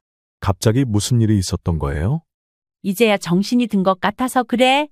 성민 씨, 내가 해준 게 얼만데 이제 와서 나는 남이라고 하더라. 인숙 씨는 그동안 있었던 일을 하나하나 설명했습니다. 정성민 씨는 전화 너머로 들리는 인숙 씨의 이야기를 조용히 듣고 나서 입을 열었습니다. 박 사장님, 법적으로 접근하려면 몇 가지 따져봐야 할 게 있어요. 일단 아파트랑 차량 같은 건 증여세를 내고 승호 씨 명의로 바뀌었을 가능성이 크거든요. 이 경우에는 되찾기가 쉽지 않아요. 그런 방법이 없는 거야? 아니요. 하지만 혼수 비용이나 생활비 같은 건 증여가 아니라 임시 대여금으로 주장할 수 있어요. 특히 송금 내역이나 계약서 같은 증거가 있으면 소송을 걸어볼 만합니다. 인숙 씨는 가만히 생각했습니다. 그동안 아들에게 보내준 돈은 모두 은행 거래 내역에 남아있지 않을까 싶었습니다. 그리고 아파트 계약서를 작성할 때 인숙 씨는 아들 결혼 자금 대출이라고 메모해 두었던 게 생각났습니다. 이거라면 승산이 있겠어? 성민 씨, 내가 가진 자료들 좀 확인해 줄 수 있어? 그럼요. 다 가지고 오세요. 서류 검토해보고 가능성을 따져봅시다. 인숙 씨는 서랍 깊숙이 보관해 두었던 모든 영수증과 송금 내역을 꺼냈습니다. 수십 년 동안 모아온 돈이 한순간에 아들 부부에게 넘어간 과정을 다시금 눈으로 확인하자 속에서 치밀어 오르는 감정을 감출 수 없었습니다. 이제라도 되찾아야 해. 그날 저녁 인숙 씨는 아들 부부에게 연락을 했습니다. 승우야, 오늘 저녁에 너희 집에 갈게. 엄마, 무슨 일이세요? 갑자기 오신다고 하시니까. 가서 이야기하자. 중요해서 그래. 아들 부부의 집에 도착했을 때 서연 씨는 어색한 표정을 지으며 문을 열었습니다. 어머니, 들어오세요. 인숙 씨는 거실에 앉으며 가방에서 서류를 꺼냈습니다. 이거 내가 너희한테 해준 것들 목록이야. 승우 씨가 서류를 집어들고 읽더니 얼굴이 굳어졌습니다. 엄마, 이게 다 뭐예요? 너희 신혼집 아파트, 혼수, 차량, 생활비까지 내가 너희에게 해준 모든 걸 정리한 거야. 그러자 며느리 서연 씨가 불안한 얼굴로 끼어들었습니다. 어머니, 갑자기 왜 이러세요? 왜 남이라면서? 남한테 준 재산은 당연히 돌려받아야 하지 않겠니? 승우 씨가 황급히 말했습니다. 엄마, 우리가 그때는 기분이 나빠서 한 말이지. 진짜 그렇게 생각하는 건 아니었어요. 기분 나빠서? 내가 이 나이에 손주 키우고 집안일까지 도와주면서도 그런 말을 들었어야 했는데 이제 와서 기분 때문이라고? 서연 씨는 다급하게 말했습니다. 어머니, 저희가 잘못했어요. 진심으로 죄송해요. 하지만 아파트는 이미 우리 명의로 돼 있어서 안 되실 거예요. 알아, 법적으로 쉽지 않다는 거? 그래서 다른 걸 돌려받으려고 해? 인숙 씨는 서류를 손가락으로 톡톡 두드렸습니다. 혼수 비용, 생활비, 그리고 차량? 법적으로 다툴 수 있는 건 최대한 다툴 거야. 변호사도 만났어. 인숙 씨의 말에 아들 부부의 얼굴이 새하얘졌습니다. 엄마, 제발 그러지 마세요. 저희가 잘못했어요. 앞으로 잘할게요. 아니, 나는 이제 내 인생을 살 거야. 그러니까 내 돈은 돌려줘. 인숙 씨는 더 이상 물러설 생각이 없었습니다. 그동안 가족이니까 참고 가족이니까 희생해야 한다고 생각했지만 이제는 아니었습니다. 이제라도 나 자신을 위해 살아야 해. 인숙 씨는 아들 부부의 집을 나서며 단호한 표정을 지었습니다. 이제 인숙 씨는 남처럼 행동할 준비가 되어 있었습니다. 박인숙 씨는 법률 사무소 문을 열고 들어섰습니다. 이미 몇 번 방문한 곳이지만 이번에는 이전과는 다른 마음가짐이었습니다. 이제는 확실히 돌려받아야겠다는 결심이 선 상태였기 때문입니다. 변호사 정성민 씨는 인숙 씨를 보며 자리에서 일어났습니다. 박 사장님 오셨네요. 지난번에 가져오신 서류들 검토해 봤습니다. 어떻게 될 것 같아요? 일단 결론부터 말씀드리면 아파트와 차량은 이미 아드님 명의로 되어 있어서 소송이 쉽지는 않습니다. 하지만 생활비와 혼수 비용은 상황이 다릅니다. 어떤 점이 다르다는 거지요? 혼수 비용과 생활비는 엄연히 증여가 아니라 대여로 볼 여지가 있어요. 특히 박 사장님이 기록해 두신 메모와 은행 송금 내역이 결정적인 증거가 될 수 있습니다. 인숙 씨는 정성민 씨의 말을 들으며 고개를 끄덕였습니다. 그렇다면 소송을 진행하면 되겠네요. 네, 하지만 한 가지 고려해야 할 점이 있습니다. 어떤 거요? 소송을 걸면 가족 관계는 완전히 틀어질 수도 있어요. 그래도 괜찮으시겠어요? 인숙 씨는 순간 침묵했습니다. 그리고 속으로 되물었습니다. 내가 정말 괜찮을 수 있을까? 아니야, 괜찮을 거야. 이미 남이라고 했잖아. 인숙 씨는 몇 번이고 되뇌인 후 결심을 굳혔습니다. 가족이라면 처음부터 이런 식으로 날 대하지 않았겠지? 이제 남처럼 행동할 거야? 정성민 씨는 인숙 씨의 단호한 표정을 보며 고개를 끄덕였습니다. 좋습니다. 그러면 바로 서류 준비에 들어가겠습니다. 일단 아드님 부부에게 내용 증명을 보내서 합의를 시도해보고 거부하면 본격적으로 소송을 진행하겠습니다. 내용 증명은 언제쯤 발송할 수 있을까요? 오늘 바로 준비해서 보낼 수 있습니다. 좋아, 시작해주세. 인숙 씨는 서류에 서명하며 속으로 다짐했습니다. 이제 내 것을 되찾을 시간이다.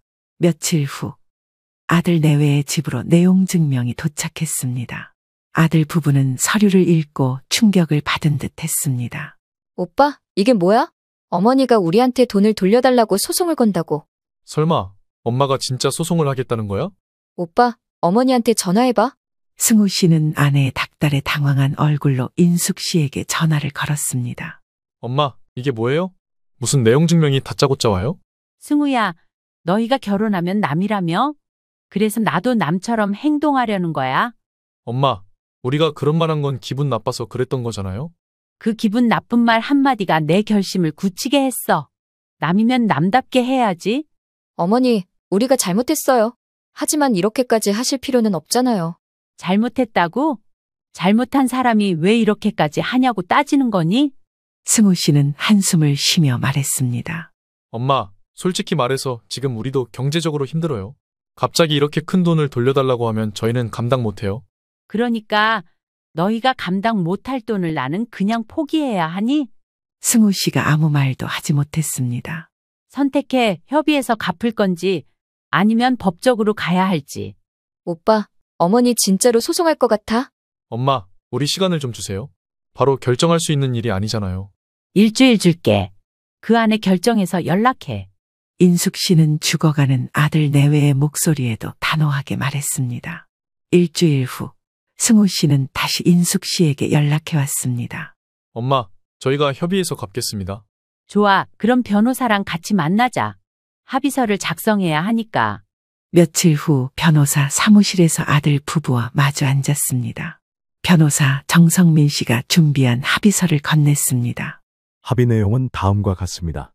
첫째, 혼수 비용과 생활비 총액의 70%를 12개월 내에 분할 상환한다. 둘째, 차량은 즉시 박 사장님께 반환한다. 셋째, 박 사장님이 원할 경우 손주는 한 달에 2번 정해진 날에만 만날 수 있다. 승우 씨와 서연 씨는 난감한 표정을 지으며 인숙 씨를 향해 말했습니다. 어머니, 이렇게까지 해야 하나요? 남이라고 했잖니? 남이면 계약서를 쓰는 게 당연하지 않겠니? 승우 씨는 결국 서류에 서명했습니다. 엄마, 이걸로 만족하세요? 아니, 만족은 못해? 하지만 이게 최선이지. 서연 씨는 울먹이며 인숙 씨에게 말했습니다. 그 속에는 원망이 가득했습니다. 어머니, 저희가 진짜 그렇게까지 밉나요? 미운 게 아니라 이젠 나도 내 인생을 살려고 하는 거야. 인숙 씨는 더 이상 눈물을 흘리지 않았습니다. 오히려 아들 내외의 모습을 보니 이성이 돌아오는 기분이 들었습니다. 합의서가 작성되었고 법적 효력이 발생했습니다. 이제 인숙 씨는 과거를 정리하고 자신의 삶을 찾아 나설 준비가 되어 있었습니다. 박인숙 씨는 변호사 사무실을 나와 국밥집으로 돌아왔습니다. 인숙 씨는 서명된 합의서를 손에 쥐고 있었습니다. 이제 끝났어? 수십 년을 희생했던 시간, 모든 걸 내어줬던 순간들이 이제야 마무리된 듯 했습니다. 하지만 속이 후련할 줄 알았는데 예상과는 달리 이상한 허전함이 밀려왔습니다. 그래도 내 자식인데 이렇게 끝내도 되는 걸까? 인숙 씨는 뒤늦게 떠오르는 이 생각을 떨쳐내려 애썼습니다. 그동안 아들과 며느리가 자신을 어떻게 대했는지 떠올렸습니다. 아니, 난 옳은 일을 한 거야. 인숙 씨는 고개를 저으며 국밥집 문을 열었습니다. 그렇게 며칠이 지나고 승우 씨에게서 연락이 오지 않았습니다. 대신 국밥집을 찾는 손님들 중 몇몇이 조심스럽게 물어왔습니다. 사장님, 요즘 아드님이랑 좀 사이가 안 좋으시다면서요. 며느리랑 다투셨다던데 괜찮으세요? 인숙 씨는 손님들의 말에도 아무렇지 않은 척 웃으며 넘겼습니다. 하지만 마음속에는 이상한 기분이 들었습니다. 그날 저녁 국밥집 문을 닫고 집으로 돌아왔을 때였습니다. 한동안 울지 않던 휴대폰이 울었습니다. 휴대전화 화면에는 며느리라는 글자가 떴습니다. 인숙 씨는 잠시 망설였지만 결국 전화를 받았습니다. 어머니, 무슨 일이니? 저희 정말 이렇게 끝나는 건가요? 인숙 씨는 말없이 며느리의 말을 기다렸습니다. 그동안 저희가 너무했던 거 알아요. 하지만 저희도 후회하고 있어요. 그래서? 한 번만 만나서 얘기할 수 있을까요? 인숙 씨는 잠시 고민했습니다. 인숙 씨는 이미 자신의 길을 가기로 했지만 그래도 마지막으로 한 번은 만나야겠다는 생각이 들었습니다. 알겠다. 내일 저녁에 시간 내볼게. 네, 감사합니다. 다음 날 인숙 씨는 약속 장소로 나갔습니다. 아들 내외가 함께 나와 있었습니다. 멀리서 봐도 두 사람은 초조한 얼굴을 하고 있는 게 인숙 씨 눈에 들어왔습니다. 엄마, 와주셔서 고마워요. 무슨 얘기를 하고 싶은 거니? 어머니, 저희가 정말 잘못했어요. 하지만 이렇게까지 해야 했어요? 인숙 씨는 자신을 타박하는 듯한 며느리의 말에 피식 웃었습니다. 이렇게까지? 서연아, 너희가 먼저 날 남이라고 했어? 난 그 말대로 행동한 것뿐이야. 엄마, 그땐 우리가 너무 감정적으로 말한 거였어요. 그게 진심은 아니었어요. 그런데 왜 이제야 후회하는 거니? 사실 경제적으로 너무 힘들어요. 합의서대로 생활비를 갚으려면 저희가 감당이 안 돼요. 인숙 씨는 힘들다고 말하는 아들 내외의 모습에 순간 착잡한 기분이 들었습니다. 하지만 이내 마음을 다잡았습니다. 그럼 이제 와서 날 다시 가족으로 받아달라는 거야? 엄마, 그런 뜻이 아니라 그냥 조금만 유예해 주시면 안 될까요? 이제 와서 후회하면 뭐하니? 네가 내 입장이었으면 너는 이걸 받아들일 수 있겠니? 승우 씨는 아무 말도 하지 못했습니다. 아니, 할 수 없을 겁니다. 그러자 며느리가 조심스럽게 말했습니다. 어머니, 손주라도 보러 오시지 않겠어요? 아이가 어머니를 찾을 때가 있어요. 인숙 씨의 가슴이 철렁 내려앉는 듯한 느낌을 받았습니다. 손주는 아무 죄가 없었으니 말입니다. 하지만 인숙 씨는 다시 상처받고 싶지 않았습니다. 나중에 생각해 볼게. 인숙 씨는 일어나 자리에서 나와 버렸습니다. 며칠 후 인숙 씨는 오랜 친구 미숙 씨를 만났습니다. 미숙 씨는 인숙 씨를 보자마자 손을 덥석 잡으며 걱정스러운 눈을 한 채 말했습니다. 야, 너 요즘 얼굴이 왜 그래? 그냥 좀 피곤해서 그래. 거짓말하지 마. 너 또 그 아들 부부 때문에 마음 쓰고 있는 거지? 인숙 씨는 자신의 마음을 잘 알아주는 친구의 모습에 피식 웃으며 고개를 저었습니다. 이제 신경 안 쓰려고 해? 그래야지. 너도 이제 네 삶을 살아야 해. 그렇지. 나도 그렇게 생각하려고. 미숙 씨는 인숙 씨를 빤히 바라보았습니다. 근데 가끔은 네가 손주 보고 싶을 수도 있잖아. 인숙 씨는 손주라는 단어에 잠시 생각에 잠겼습니다.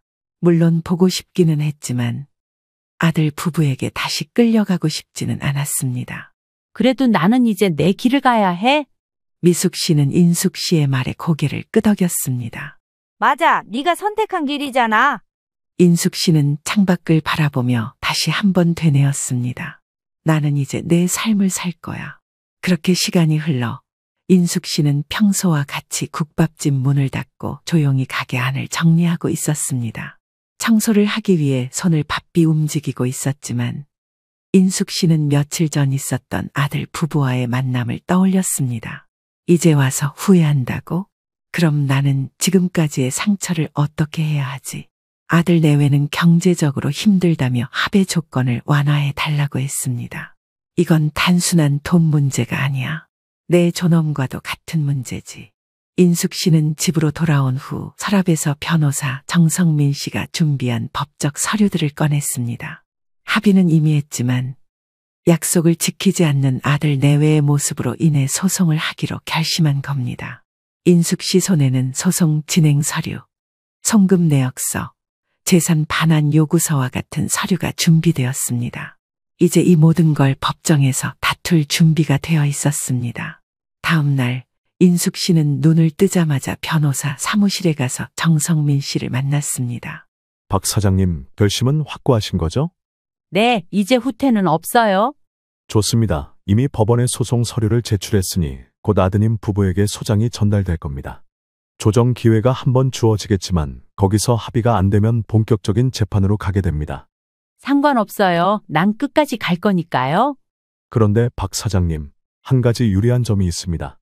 뭔데요? 아드님 부부가 경제적으로 힘들다고 했죠? 응, 생활비도 감당 못할 정도로 어렵다고 했어요. 그렇다면 조정을 하더라도 유리한 조건을 끌어낼 가능성이 높습니다. 상대가 감당할 수 없는 금액이라면 우리가 원하는 방향으로 협상을 이끌어갈 수도 있습니다. 그럼 조정을 이용해서 내가 더 받을 수도 있다는 말인가요? 그렇죠. 법적으로 접근하면 상대가 감당할 수 없는 만큼 우리가 원하는 조건을 더 유리하게 가져갈 수도 있습니다. 좋아요. 그럼 그렇게 해요. 인숙 씨는 주저하지 않았습니다. 며칠 후 아들 내외는 변호사를 대동하고 법원에 출석했습니다. 아들 승우 씨가 먼저 입을 열었습니다. 엄마, 정말 끝까지 가시겠다는 거예요? 그래, 너희가 그렇게 만들었잖아. 며느리 서연 씨는 조심스럽게 말했습니다. 어머니, 우리 진심으로 잘못했어요. 하지만 저희도 살 길이 막막해요. 부디 한 번만 생각해 주세요. 너희가 내 인생을 생각해 줬던 적이 한 번이라도 있니? 자, 여기서 감정적으로 나가면 조정이 힘들어집니다. 박 사장님, 원하시는 조건을 말씀해 주세요. 인숙 씨는 미리 준비한 조건을 꺼냈습니다. 첫째, 남은 생활비 반환 금액을 6개월 내에 모두 갚는다. 엄마, 그건 너무? 둘째, 아파트의 소유권을 내 명의로 이전하고 너희는 3개월 내에 이사 간다. 어머니, 그럼 저희는 갈 곳이 없어요. 셋째, 차량은 즉시 반납한다. 이 조건을 거부하면 정식 재판으로 진행됩니다. 그럼 소송 비용과 이자까지 추가로 부담하게 되겠죠. 아들 내외는 난감한 얼굴로 서로를 바라보았습니다. 이거 말고 다른 대안은 없는 거예요? 박 사장님이 결정하실 일입니다. 인숙 씨는 아들의 말에도 불구하고 단호하게 말했습니다. 선택해 소송으로 가든지 합의하든지. 승우 씨는 결국 고개를 숙였습니다. 알겠습니다. 합의하겠습니다. 어머니, 정말 이렇게까지 해야만 했나요? 그래야만 했어? 인숙 씨는 남이 되겠다고 한 사람들에게 남처럼 행동하기로 결심했기에 더 이상 후회하지 않기로 맹세했습니다. 인숙 씨는 오랜만에 느긋한 아침을 맞이했습니다. 국밥집을 운영하는 30년 동안 새벽같이 일어나 육수를 고아야 했지만 이제는 아닙니다. 아파트를 되찾았고 차량도 반환받을 뿐 아니라 남은 생활비도 6개월 내에 갚는 조건으로 합의를 마쳤으니 말입니다. 그날 오랜 친구 미숙 씨와 다시 한번 만남을 가졌습니다. 카페에 도착하자 미숙 씨가 먼저 와서 기다리고 있었습니다. 야, 너 요즘 표정이 아주 달라졌어. 그래 보여? 그럼 완전 자유인이 다 됐구먼. 인숙 씨는 그제서야 피식 웃었습니다. 이제 좀 마음이 가벼워졌어? 아직 완전히 실감은 안 나지만. 당연하지. 그동안 네가 얼마나 묶여 살았니? 이제라도 네 인생을 찾은 거야. 근데 있잖아, 가끔은 손주가 보고 싶을 때가 있어? 미숙 씨는 커피를 한 모금 마시더니 인숙 씨를 보았습니다. 그렇겠지. 하지만 다시 얽히면 또 끌려다닐 거야. 그래서 고민이야. 어떻게 해야 할지 모르겠어. 정 보고 싶으면 정해진 날에만 보는 건 어때? 이미 한 달에 2번만 보기로 합의했어. 그럼 그렇게 하면 되잖아. 너는 더 이상 희생할 필요 없어. 인숙 씨는 조용히 커피를 내려다 보았습니다. 인숙 씨의 아침 일상이 바뀌었습니다. 이제는 가벼운 스트레칭 후 거실 창가에 서서 커튼을 살짝 걷어 올렸습니다. 새로운 아파트에서 맞이하는 첫 아침이었습니다. 이제야 내 집에 돌아온 것 같네. 인숙 씨는 창밖을 바라보며 조용히 중얼거렸습니다. 이 집은 원래 인숙 씨가 아들에게 사준 아파트였지만 이제는 인숙 씨의 이름으로 다시 돌아온 곳입니다. 모든 걸 되찾았으니 이제는 나를 위해 살아야지. 그날 오후 인숙 씨는 국밥집에 들렀습니다.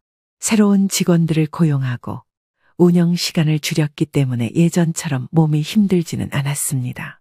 가게 문을 열고 들어서자 직원이 반갑게 인사했습니다. 그래, 오늘 장사는 어때? 인숙 씨는 가볍게 웃으며 대답했습니다. 이제는 직원들이 잘 운영할 수 있도록 해야지. 나도 내 인생을 좀 즐겨야 하잖아. 인숙 씨는 국밥 한 그릇을 말아 자리에 앉았습니다. 며칠 후 손주를 만나기로 한 날이 다가왔습니다. 합의서대로 한 달에 2번만 만나는 것이었지만 인숙 씨는 한동안 손주를 보지 않았습니다. 이제 가도 될까? 인숙 씨는 잠시 고민했지만 결국 약속 장소로 향했습니다. 카페에 도착하자 승우 씨가 먼저 와 있었습니다. 엄마, 오셨네요. 그래, 서연이는? 서연이는 회사 일이 있어서 못 왔어요. 인숙 씨는 고개를 끄덕이며 자리에 앉았습니다. 잠시 후 아이를 안고 있던 부모가 다가왔습니다. 할머니, 손주는 인숙 씨를 보자 활짝 웃으며 두 팔을 벌렸습니다. 아이고, 많이 컸구나. 할머니가 널 얼마나 보고 싶었는지 아니? 손주는 해맑게 웃으며 인숙 씨의 얼굴을 만졌습니다. 엄마, 이렇게라도 만나주셔서 감사해요. 난 이 아이가 보고 싶었을 뿐이야. 너희 부부가 보고 싶었던 건 아니고. 승우 씨는 씁쓸한 표정을 지었습니다. 엄마, 이제 저희를 용서해 주시면 안 돼요? 용서라는 건 시간이 지나야 하는 거야. 그리고 난 아직 너희를 용서할 생각이 없어. 인숙 씨는 단호하게 말했습니다. 그래도 저희가 많이 반성하고 있어요. 그럼 반성한 만큼 행동으로 보여줘. 승우 씨는 말없이 고개를 끄덕였습니다. 인숙 씨는 아들의 모습에 한숨을 푹 내쉬었습니다. 인숙 씨는 예전처럼은 아니겠지만 언젠가는 아들 내외를 마주하고 싶어질 때가 찾아오지 않을까 하는 생각을 잠시 했습니다. 인숙 씨는 손주에게 시선을 돌리며 따스하게 미소를 지었습니다. 오랜만에 만난 손주는 아무것도 모르는 맑은 눈을 한 채 오롯이 인숙 씨만 바라보았습니다. 이제야 자유를 찾았어. 인숙 씨는 따스한 손주의 체온을 느끼며 깊이 숨을 들이쉬었습니다. 이제부터는 오롯이 자신을 위해 살아갈 거라고 생각하며 평화로움을 만끽했습니다.